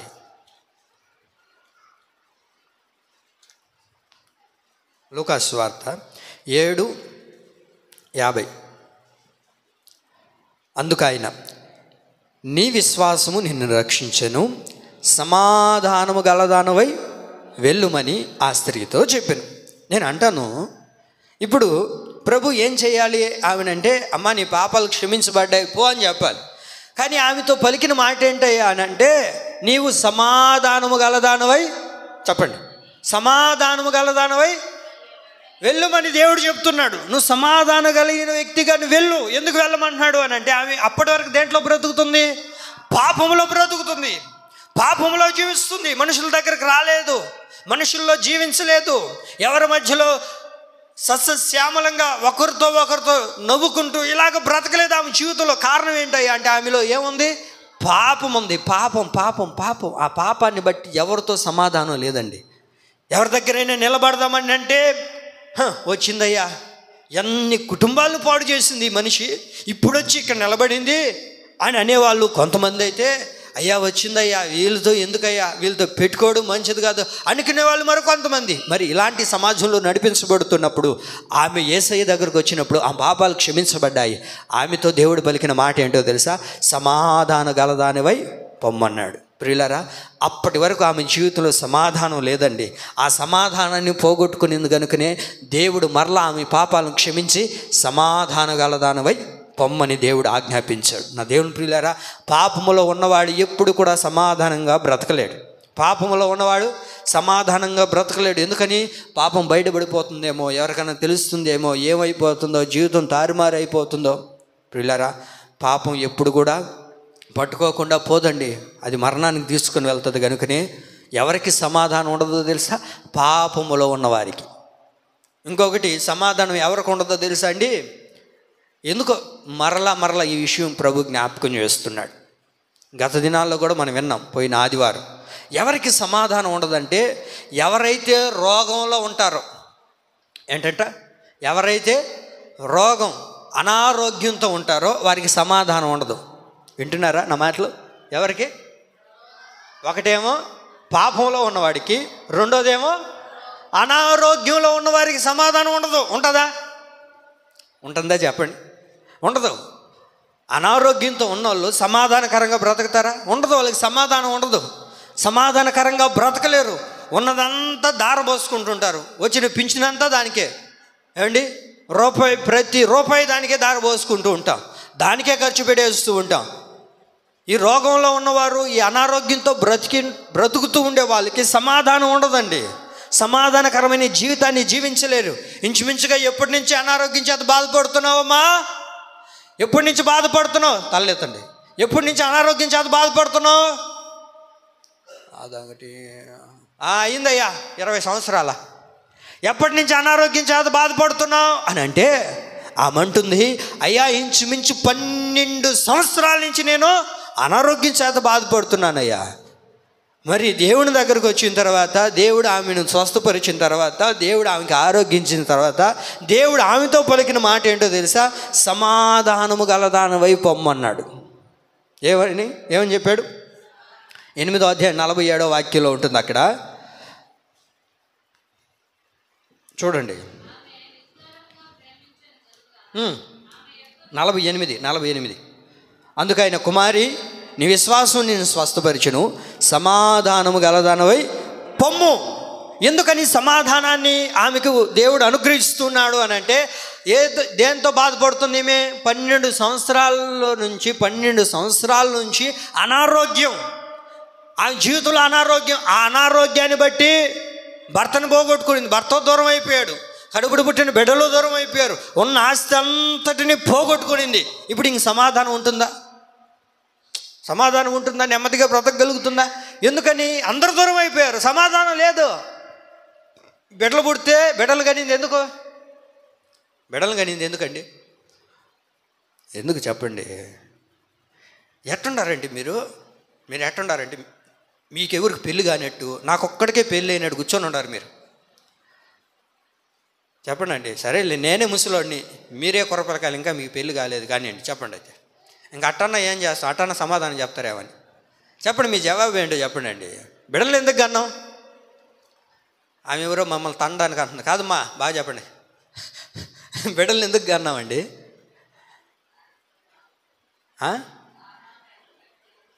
ఒక వృద్ధాప్యం వచ్చిన తర్వాత మనంతటి మనం చేసుకోలేనప్పుడు, మన కాళ్ళ మీద మనం నిలబడలేనప్పుడు మనల్ని వాళ్ళు చూసుకుంటారని బిడ్డలను కంతాం. మరి ఇప్పుడు ఆ బిడ్డలే మనకు దూరం అయిపోతే ఎక్కడో ఫోన్ చేసే బాగుండవా అని ఎవడు అడగమంటున్నాడు నిన్ను? ఇప్పుడు నాటికో పూటకో వస్తారు, టాటా బాయ్ బాయ్ చెప్తారు, సలాం వాలిక్కం అంటారు, వెళ్ళిపోతారు. అరే ఇక్కడ ఏం చేస్తుంది? తింటుందా లేదా? పడుకుంటుందా లేదా? ఆమె బాగోగులు ఎవరు చూసుకుంటున్నారు? టయానికి ఎట్లా ఉంటుంది? నా దేవుని ప్రియులారా, నేను చెప్పదలసిన మాట ఏంటంటే, మనం కూడా మన బిడ్డలు చిన్నప్పుడు, వాళ్ళు పుట్టినప్పుడు వాళ్ళని ఎట్లా కూడా పెరిగిపోతాడులే అని అనుకొని ఉంటే ఏమండి, వాడు ఎప్పుడో వెళ్ళిపోయి ఉంటాడు. ఎందుకంటే చిన్నప్పుడు ఎన్నో బలహీనతలు, ఎన్నో అనారోగ్యాలు, ఎన్నో సమస్యలు వస్తాయి. చిన్నప్పుడు ఒక 5 సంవత్సరాల దాకా, వాళ్ళకి మాట వచ్చేదాకా 6 సంవత్సరాల దాకా ప్రతి నెలలో ప్రతి దినం ఏదో ఒక బలహీనత. మరి వాటన్నిటి నుంచి నీ బిడ్డ, ఆ తల్లి బిడ్డలను కాపాడుకోవడానికి గల కారణం ఏంటో తెలుసా? ఒక రోజున వృద్ధాప్యంకి వచ్చినప్పుడు ఈ తల్లిదండ్రులు కూడా చిన్న బిడ్డల్లాగా మారిపోతారండి, చిన్న బిడ్డల్లాగా మారిపోతారు. మరి అలాంటి సమయంలో నా బిడ్డలు నన్ను కూడా, వారిని ఎట్లాగైతే నేను చిన్నప్పుడు చూసుకున్నానో నా బిడ్డలు కూడా అలా చూసుకుంటారులే అని అనుకుంటే ఈ రోజున చూసుకోలేకపోతున్నారండి. నా దేవుని ప్రియులారా, ఈ జీవితంలో జరిగింది కూడా అదే. అందరూ దూరం అయిపోయారు, ఎవరు పలకరించే వాళ్ళు లేరు, ఎవరు పిలిచేవారు లేరు. ఎందుకంటే ఆ రోజుల్లో రక్తస్రావం కలిగిన స్త్రీలందరూ ఎక్కడుండేవాళ్ళు అయ్యా అంటే ఊరు చివర ఉండేవాళ్ళు, ఊరు బయట ఉండేవారు. మరి అలాంటి పరిస్థితులు ఆమె బ్రతుకుతూ ఉంటే దేవుడు ఆమెను దర్శించి ఆమె జీవితంలో అద్భుతమైన కార్యాన్ని కలుగజేసి, అమ్మా ఇప్పటి వరకు నువ్వు సమాధానాన్ని పోగొట్టుకున్నావు కదా, సమాధానకరంగా బ్రతకలేకపోతున్నావు కదా, కాబట్టి నేను నీకేం అనుగ్రహించబోతున్నాను తెలుసా? సమాధానాన్ని అనుగ్రహించబోతున్నాను. ఆమేన్. సమాధానాన్ని ప్రభు ఎవరికి ఇస్తాడు? సమాధానం ఎవరికి ఉండదయ్యా అంటే ఎవరైతే రోగంలో ఉంటారో, అనారోగ్యంతో ఉంటారో వాళ్ళకి సమాధానం ఉండదండి. అనారోగ్యంలో ఉన్నవారికి సమాధానం ఉండదు. ఉంటుందా? చెప్పండి అండి. ఉండదు, సమాధానం ఉండదు. అనారోగ్యంతో ఉన్నవారికి సమాధానం ఉండదు. ఆ విషయాన్ని మీరు గుర్తుపెట్టుకోవాలి. బీపీ ఉండింది అనుకో, సమాధానం ఉంటుందా? ఆ బీపీ ఉన్నప్పుడు నువ్వేం చేయాలా? అర్థం చేసుకొని వాళ్ళకి అంత ట్యాబ్లెట్ ఇస్తే వాళ్ళు కుదుడు పాడుతారు, అవునా కదా? ఎందుకంటే ఒకవేళ షుగర్ పెరుగుతా ఉండింది అనుకో, ఆ బాధను తట్టుకోలేక, ఆ ఇబ్బందిని తట్టుకోలేక వాళ్ళు ఏదంటే మాట్లాడేస్తూ ఉంటారు. అలాంటి సమయంలో నువ్వేం చేయాలి? వాళ్ళకి ఏం కావాలో దాన్ని ఇచ్చేస్తే వాళ్ళు సద్దు మనుగుతారు. అలా చెయ్యం ఏమండి. ఇదే ఇందును బట్టే సమాధానం లేదండి ప్రియులారా. ఏ అనారోగ్యం చేత అయితే నువ్వు బాధపడుతున్నావో నా యేసయ్య నీకు అనారోగ్యాన్ని తొలగించి సమాధానం ఇచ్చునుగాక. ఆమేన్. దేన్ని అనుగ్రహిస్తాడు ఆయన? మనకు సమాధానం అనుగ్రహిస్తాడు. మరొక మాట చెప్పి నేను ముగిస్తాను చూడండి. కొరింథీయులకు రాసిన మొదటి పత్రిక 15వ అధ్యాయం 57వ వాక్యం త్వరగా చదవండి. కొరింథీయులకు రాసిన మొదటి పత్రిక 15వ అధ్యాయము 57.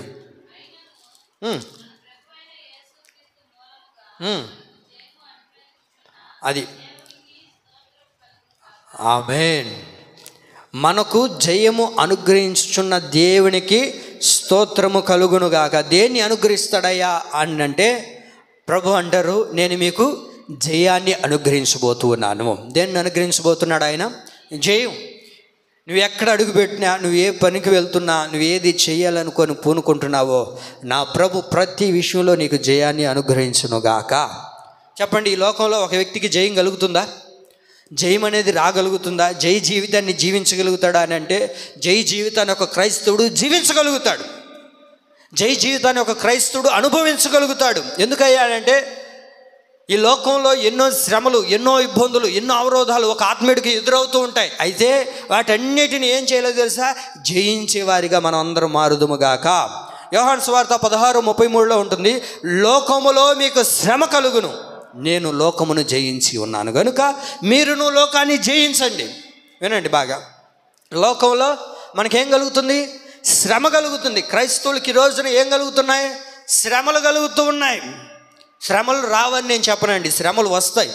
ఒక మాట చెప్పనా, శ్రమలు రావడమే మనకు మేలుకరమైన జీవితం. అంటే శ్రమలు రావడమే మనకు మేలుకరమైన జీవితం. శ్రమలు లేకపోతే ఏమండి మన జీవితం శుద్ధ సువర్ణంగా మార్చబడలేదు. దేవుని ప్రియులారా, మనకేం కావాలో తెలుసా?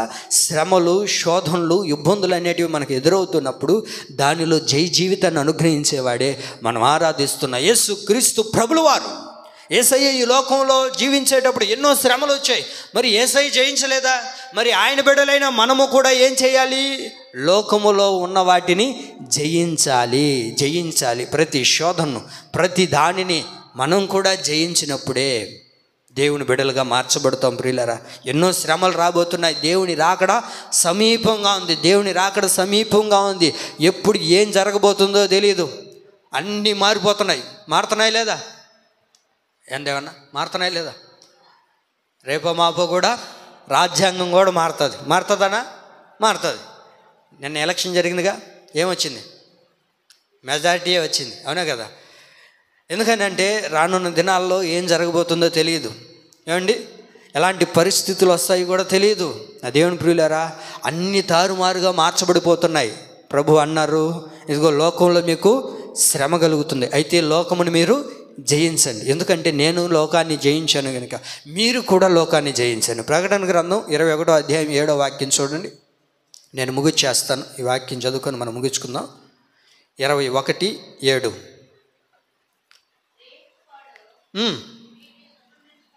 జయించువాడు వీటిని స్వతంత్రించుకొనును, నేను అతనికి దేవుడయ్యుందును, అతడు నాకు కుమారుడయ్యుండును. చదివారు అక్కడ? జయించువానికి వీటిని నేను అనుగ్రహిస్తాను, వీటిని స్వతంత్రించుకుంటాడు, వీటిని పొందుకుంటాడు.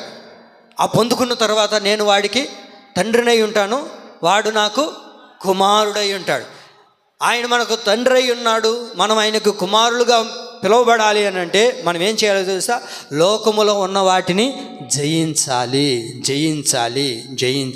ప్రియులారా, మీరు ఇంటికి వెళ్ళిన తర్వాత ప్రకటన గ్రంథం 2వ అధ్యాయం నుంచి చదువుకోనండి. జయాన్ని పొందితే, మనం జయించగలిగితే, చూడండి, ఒక విజయాన్ని మనం పొందుకున్నాం అనుకోండి, వింటున్నారా నా మాటలు? టీచర్ జాబ్ కొట్టాలంటే అన్నీ తెలిసి ఉండాలి కదా, అంతేనా? గ్రూప్ ఎగ్జామ్ రాయాలంటే అన్నీ తెలిసి ఉండాలి. కలెక్టర్ అవ్వాలంటే, ఐపీఎస్ అవ్వాలంటే ఏం అవ్వాలి? అన్నీ తెలిసి ఉండాలి. ప్రతిదీ తెలిసి ఉండాలి ప్రతిరోజు. అందుకని వాళ్ళు ప్రతిరోజు పేపర్ చదువుతుంటారు కదా, అన్నీ చదువుతూ ఉంటారు, ఏది వదలరు వాళ్ళు. ఎందుకనంటే ఏం అడుగుతాడో తెలియదు అక్కడ. ప్రతిదానికి అన్ని ఆన్సర్లు రాస్తే ఒక్క జాబ్ ఇస్తాడు. ఏంది? ఐఏఎస్ అవ్వాలన్నా ఏమండి, అలాగే మనం గ్రూప్లో రాసినప్పుడు టీచర్ పోటీ కొట్టాలన్నా, మనం టీచర్ అవ్వాలన్నా అన్నీ తెలిసి ఉండాలి మనకు కదా. అన్నీ తెలిస్తేనే ఒక్కటి పొందుకోగలుగుతాం. అయితే ఆత్మీయులుగా మనం జయించగలిగితే, జయాన్ని లోకం మీద పొందగలిగితే దేవుడు ఒక 7 ఆశీర్వాదాలను ప్రభు మనకు అనుగ్రహిస్తాడు. జయించగలిగితే, మనం ఈ లోకాన్ని జయించగలిగితే, ఈ లోకాన్ని మనం జయాన్ని పొందుకోగలిగితే, జయించువాడు వీటిని స్వతంత్రించుకుంటాడు అని వాక్యంలో ఉంది కదా. వేటిని స్వతంత్రించుకుంటాడు అని అంటే 7 విషయాలు ఉన్నాయి. అందులో మొదటిగా జీవవృక్ష ఫలాన్ని భుజిస్తారు. రెండో మరణము ద్వారా ఏ హానియూ జరగదు. మరుగై ఉన్న మన్నాను ప్రభు అనుగ్రహిస్తాడు. జనుల మీద అధికారాన్ని ప్రభు ఇస్తాడు. జీవ గ్రంథంలో అతని పేరును దేవుడు ఉంచుతాడు.